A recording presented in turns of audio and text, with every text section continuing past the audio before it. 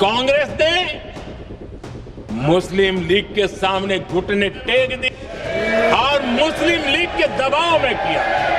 बंगाल का चुनाव आ रहा है, हमारे प्रधानमंत्री अपनी भूमिका निभाना चाहते हैं उसमें।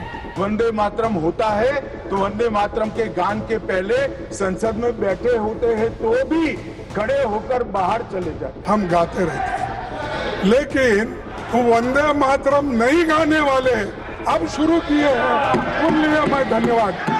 वंदे मातरम के 150 साल पूरा होने पर देश की संसद में इसे लेकर चर्चा हुई, जहां आखिर कैसे वंदे मातरम को राष्ट्रगीत का दर्जा दिया गया।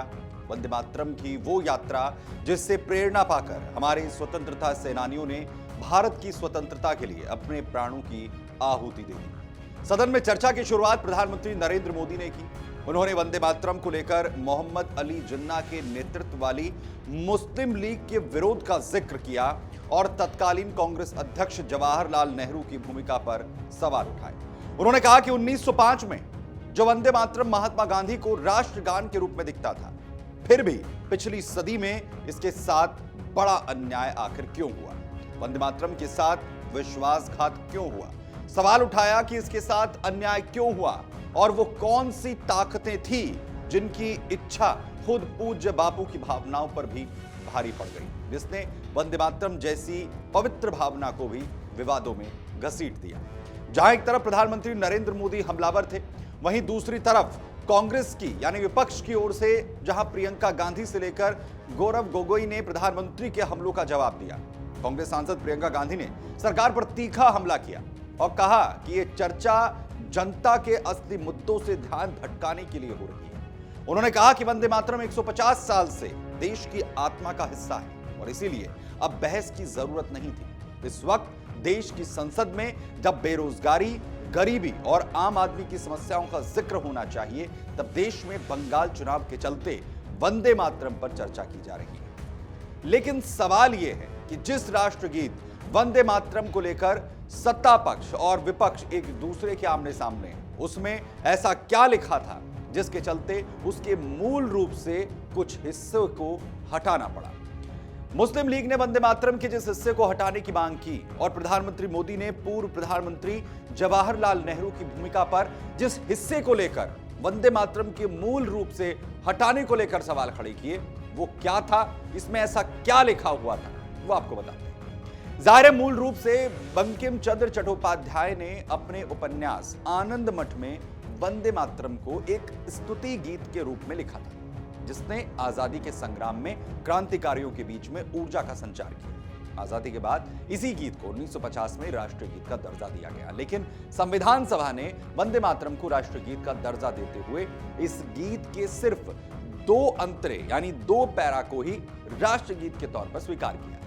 दरअसल 1937 में कांग्रेस वर्किंग कमेटी ने पहले 2 अंतरे ही हर मीटिंग में गाने का फैसला लिया था और यह निर्णय इसलिए लिया गया, उस वक्त यह कहा गया क्योंकि जो अपेक्षाकृत धर्मनिरपेक्ष या सर्व स्वीकार्य इस गीत के अंदर अंतरे हैं, वो शुरुआत के 2 ही माने गए। फिर बारी आई 1950 की, जब संविधान सभा ने राष्ट्रगीत के रूप में इसी परंपरा को मंजूरी दी। बाकी अंतरों में देवी रूप, मूर्ति पूजा और विशिष्ट धार्मिक प्रतीकों का जिक्र होने के कारण उन्हें औपचारिक रूप से शामिल नहीं किया गया। अब हम आपको वो लाइनें बताते हैं जिन्हें लेकर मुस्लिम लीग ने आपत्ति दर्ज करवाई थी और कहा था कि अगर इन्हें शामिल किया गया तो मुस्लिम भड़क सकते हैं। दरअसल वो जो लाइनें थी वो इस प्रकार थी: त्वम ही दुर्गा दश प्रहर धारिणी, कमला कमल दल विहारिणी, वाणी विद्यादायिनी, नमामि त्वम्।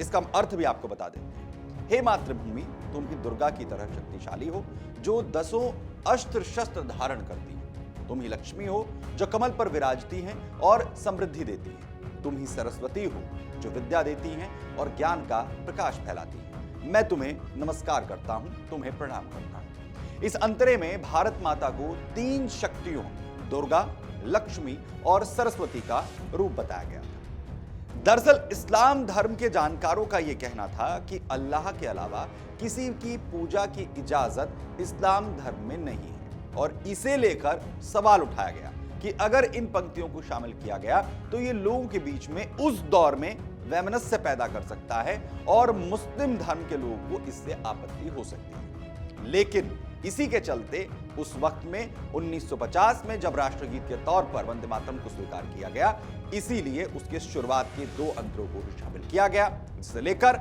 हमने अब संसद के अंदर सत्ता पक्ष और विपक्ष के बीच में जो तकरार है वो यहां पर देखी है। लेकिन आपका इसे लेकर क्या मानना है कि क्या इन लाइनों को वंदे मातरम की में शामिल किया जाना चाहिए था? अपनी राय हमें जरूर बताएं कमेंट बॉक्स में। अगर आप ये वीडियो YouTube पर देख रहे हैं तो हमारे चैनल को सब्सक्राइब कर बेल आइकन दबाएं और Facebook पर देख रहे हैं तो हमारे पेज को लाइक करें।